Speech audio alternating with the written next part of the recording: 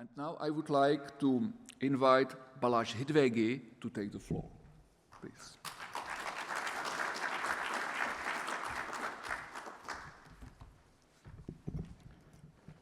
Thank you very much, dear colleagues, honorable delegates, esteemed guests.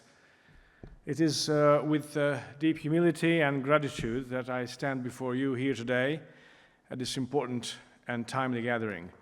I'd like to begin by offering my sincere thanks to the organizers of this conference for inviting me to speak on a topic that is not only dear to my heart, but also vital to the future of our region and our people.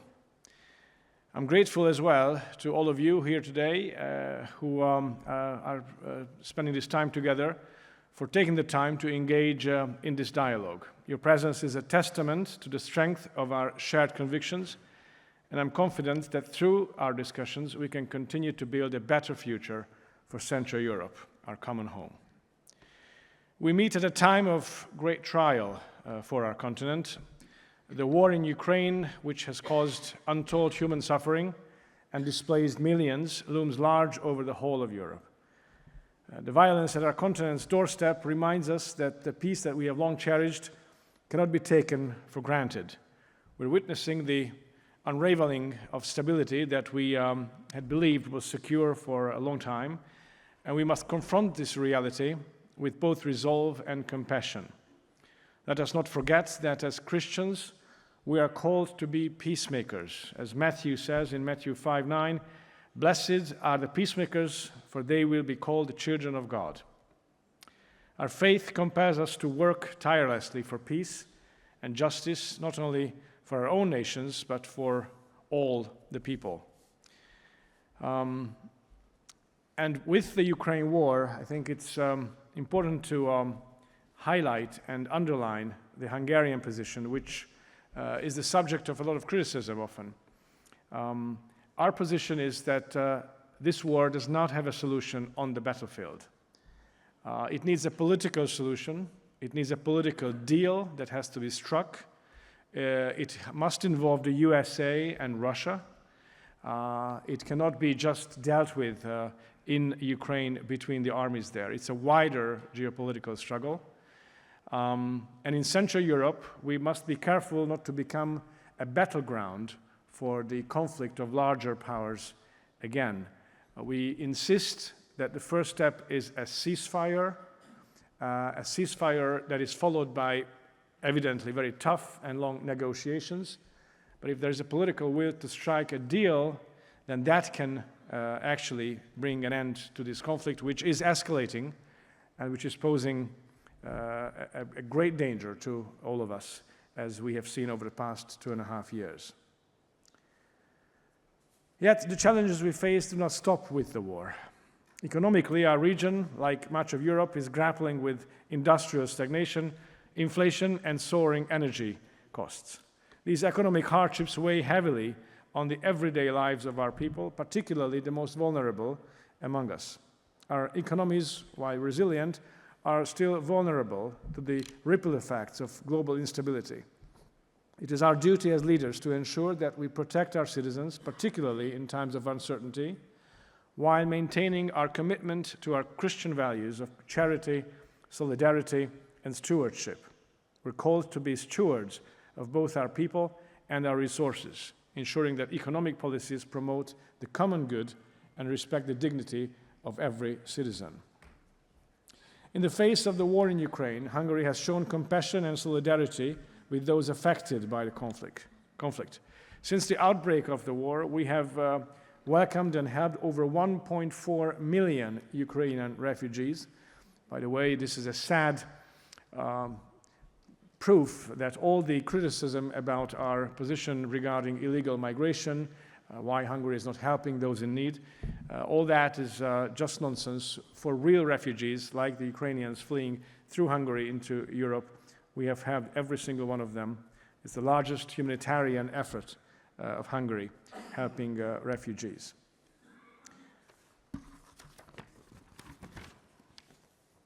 These actions reflect our Christian duty to care for our neighbors in distress. We are called by our faith to love and serve one another, especially in times of crisis, and Hungary remains committed to offering assistance and support to those suffering the consequences of this war. Perhaps the most enduring challenge we face, besides the war, is the ongoing migration crisis in Europe. Illegal migration poses a direct threat to the social fabric and cultural identity of our nations. As Christians, we are taught to welcome the stranger and care for the poor, but we must also be wise in how we approach this issue. The question is how best to help for other continents, poorer regions and nations. Our first duty is to our families, to our communities, and to the Christian heritage that has shaped our nations for centuries. We must balance compassion with prudence, ensuring that the integrity of our borders and our societies is upheld, while also providing assistance to those in genuine need. The crisis is not just a political issue, it is a moral one, and it requires us to act with both justice and mercy. It's very important to underline also that the whole migration debate is not a one-dimensional debate. And those who try to present it as only a one-dimensional issue mislead the people and mislead the countries. The humanitarian aspect is not the only one here. There's also the aspect of public security. There's also the aspect of identity, of cultural heritage, of maintaining the social fabric of our homes and of our continent. And the left is especially cynical about this issue, and they use it as a political weapon. It's an abuse of the whole subject. Part of their agenda, of course, is a radical change of European societies that they wish to achieve, relativism. And it goes hand in hand with an interesting loss of European self-identity and self-assuredness of who we are and what we should be proud of. Mass illegal migration is also a question of the respect of the law. We know that the vast majority of those arriving in Europe are not actually refugees. They don't have the right to get refugee status. They are economic migrants who take advantage of the weakness of Europe and of the Brussels leadership that is unable to protect borders and that keeps talking about migration as something that is necessarily only good and inevitable. We disagree with both of those statements and reject the transformation of Europe, our security, and our identity. So I think that's the context in which we have to deal with the whole issue of migration. Looking back at the history of Central Europe, we see that regional cohesion has not always been as strong as it could have been. For much of our shared past, the nations of Central Europe were divided, sometimes by external pressures, sometimes by internal conflict, our own competition between us, etc. We were often isolated from one another, and as a result, we were more vulnerable to the forces that sought to weaken us. But in recent years, and especially during the past 30 years after the change from communism to democracy, we have seen a remarkable renewal of solidarity. The recognition that our fates are intertwined has brought us together, and this unity is more important now than ever. The world has transformed. It's a global world now. It is our vital interest to work together as Central Europeans, even with our differences of opinion or past disagreements. We respect those, but we need to look forward and be stronger together. And at the heart of this unity is our shared Christian heritage. Christianity has been the bedrock of Central European culture for over 1,000 years, shaping our laws, our customs, and our way of life. It is Christianity that has preserved the national and cultural identity of our people, even in the darkest of times. It is no exaggeration to say that without the moral and spiritual guidance of our faith, our nations could not be what they are today. Christianity has given us a common language of values, values that emphasize the dignity of human life, the sanctity of the family, and the importance of community. It is these values that have allowed us to survive centuries of invasion, occupation, and oppression.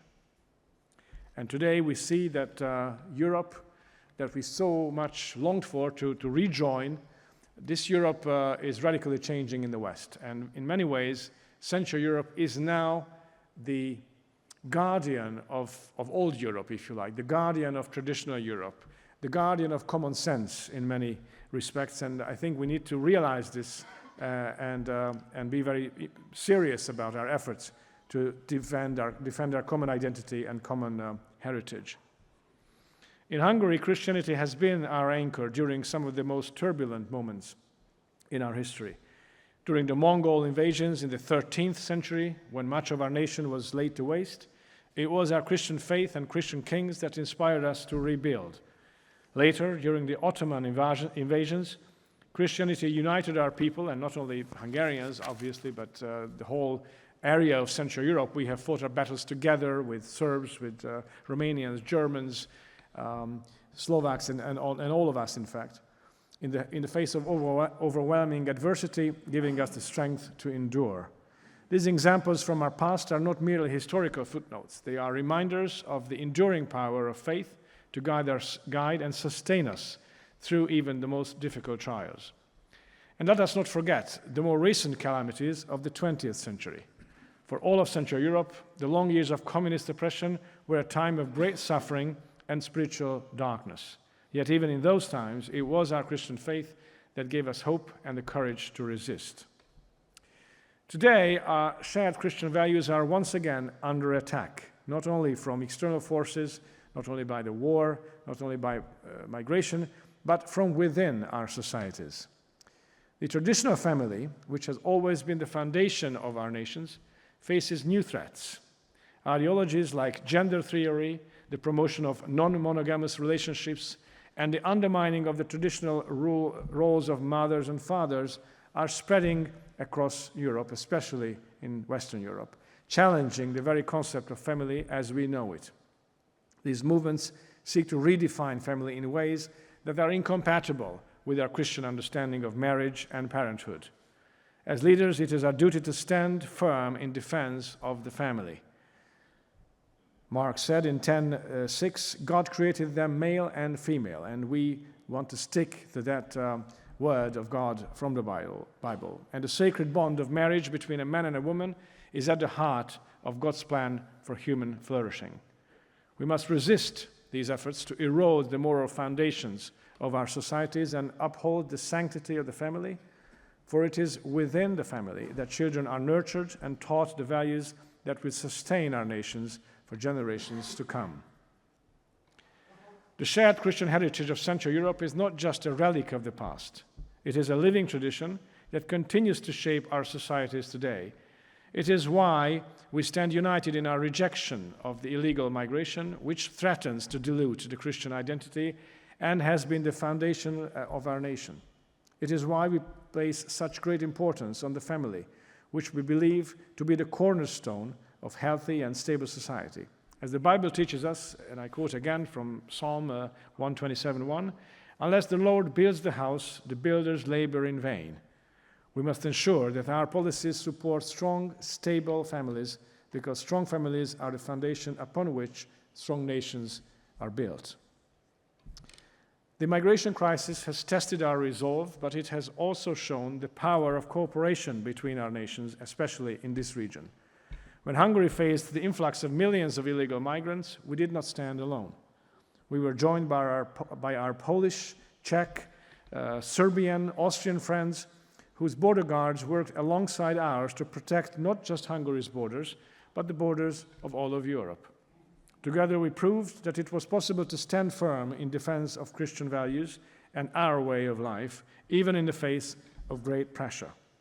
The cooperation was a clear demonstration of what we have achieved when we are united by common cause, and it is a model for how we should continue to work together in the future, addressing the challenges before us. But our interdependence goes beyond security matters. Economically, the nations of Central Europe are deeply intertwined, and this mutual dependence offers us great opportunities in an increasingly unstable world. We must recognize that we are stronger together. As the global order shifts, Central Europe has the potential to articulate its voice more loudly on the international stage. Our region is not just an economic community of interest, it is a community of values, a community that is committed to standing firm in defense of its Christian identity and heritage and its way of life. in this challenging world order, we must seize the opportunity to lead by example, demonstrating that prosperity and Christian values can and must go hand in hand. For the economy, it is a clear shift right now.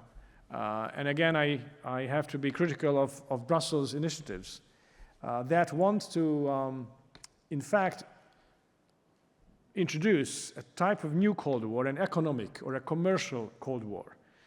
They want to tell us with whom we should have commercial ties, with whom we should cooperate in terms of atomic energy, from whom we should be able to buy resources for our economies. I don't think that's our interest, to accept that kind of closing in, that kind of economic Cold War. Our economic interests are to remain open, and this is true for all of our economies in this region, and to have commercial ties with as many players in the world as possible. Again, the world has shifted, it has transformed. There are new economic powers in the East, and I think it's evident that our interest has to be to remain open to economic ties, commercial ties, in a neutral manner for all potential partners that present themselves. But we cannot do this alone.